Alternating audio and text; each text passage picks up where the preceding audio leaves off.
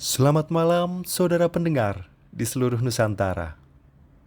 Inilah Podshare, podcast sharing sejarah. Kembali mengudara bersama saya Alfi Wijaya. Selamat mendengarkan dan tetap merdeka.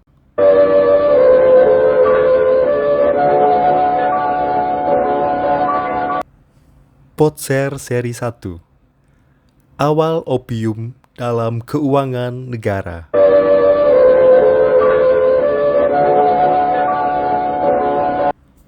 Regi candu sebagai bentuk monopoli. Adanya regi ini sebagai solusi atas permasalahan opium atau yang biasa dikenal dengan opium wars di pemerintah Hindia Belanda. Dari sudut pandang fiskal, regi candu dipandang menguntungkan dibanding dengan sistem sewa pajak opium. Pada sistem sebelumnya, negara menanggung eksternalitas dari perdagangan opium. Namun pemasukan terbesar ada di tangan penyewa, mayoritas kaum Tionghoa saat itu.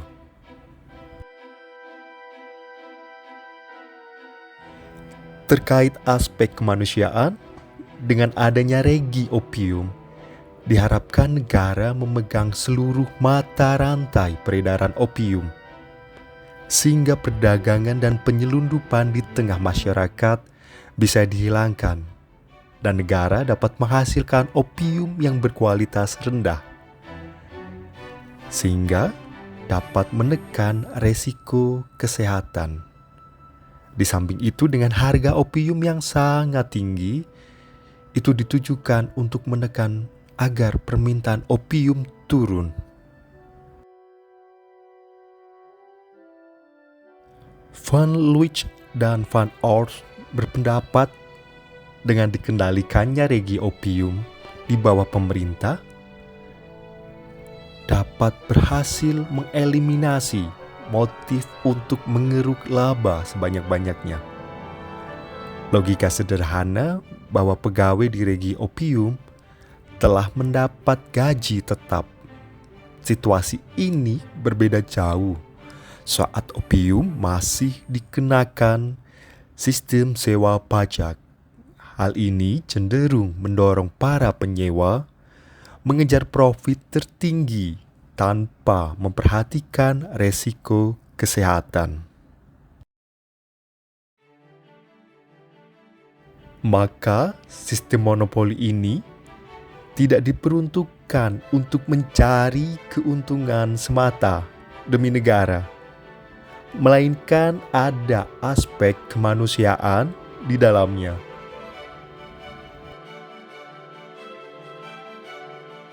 Menurut sumber dari Verslag Betreffende den Dienst der Opiummarkt atau yang biasa dikenal for tahun 1915 sampai 1933 dan Opium en Salterik Verslag Betreffende de Opium en Zoetrik op de Zoetrik en de Zoutwinning atau yang disingkat VOZER tahun 1934 sampai 1940 menunjukkan penurunan persentase penerimaan opium terhadap pendapatan negara, di mana pada kurun waktu 1916 hingga 1920 menunjukkan total persentase penerimaan opium terhadap pendapatan negara sebanyak 9,6%. Memasuki 1921 hingga 1925 menunjukkan persentase 5,9%. Memasuki 1926 hingga 1930 menunjukkan persentasenya 5,4%, dan di tahun 1931 hingga 1935 angkanya terus menurun di angka 3,7%. Dan di tahun 1936 hingga 1940 terjadi penurunan kembali di angka 2,2%.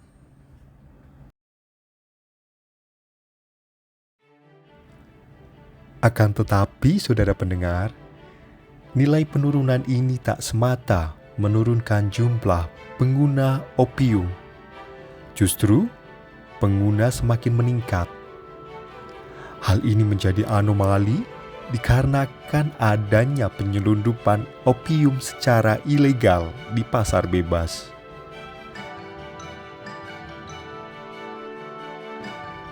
Pemerintah Hindia Belanda pun menyediakan dana subsidi untuk operasi anti penyelundupan dengan besaran pada tahun 1915 sebanyak 244.116 franc. Masuk di tahun 1920 nominalnya sebesar 221.790 franc. Di tahun 1925 335.291 franc. Inilah puncak penyelundupan tertinggi dengan total individu yang ditahan adalah sebanyak 3.429 orang. Memasuki tahun 1930 sebanyak 60.000 franc. Terjadi penurunan di tahun 1930. Lalu meningkat kembali di tahun 1935 sebanyak 129.995 franc. Dan kembali menurun di tahun 1940 sebanyak 46.729 franc. Menariknya saudara pendengar, kebocoran opium ini justru berasal dari gudang milik pemerintah. Dan ada indikasi temuan staf pegawai regi opium yang terlibat dalam urusan penyelundupan ini. Opium yang dimaksud dalam cerita ini adalah candu, atau saat ini dikenal dengan putau, yang biasa dikonsumsi dengan cara menghisap atau merokok. Dan tentunya pada saat itu, kondisi ini betul-betul menjadikan korban kecanduan di tengah kalangan rakyat semakin meningkat. Memasuki tahun ekspansi pendudukan pemerintah Jepang atau Dai Nippon ke bumi Nusantara, secara praktis menghentikan operasional regi opium ini. Regi opium kembali aktif di masa Jepang hengkang dari bumi Nusantara, di mana pemerintah Republik menjalankan regi opium dan garam sebagai satu unit vertikal di bawah Departemen Keuangan. Cerita regi opium ini akan bersambung pada seri selanjutnya. Terima kasih saudara pendengar telah menyimak secara seksama cerita regi opium dalam keuangan negara. Salam dan tetap merdeka.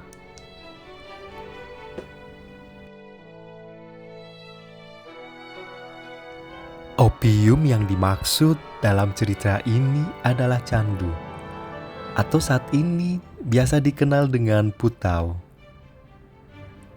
Putau biasa dikonsumsi dengan cara menghisap atau merokok. Tentunya kondisi ini saat itu menjadikan korban kecanduan di tengah kalangan rakyat meningkat.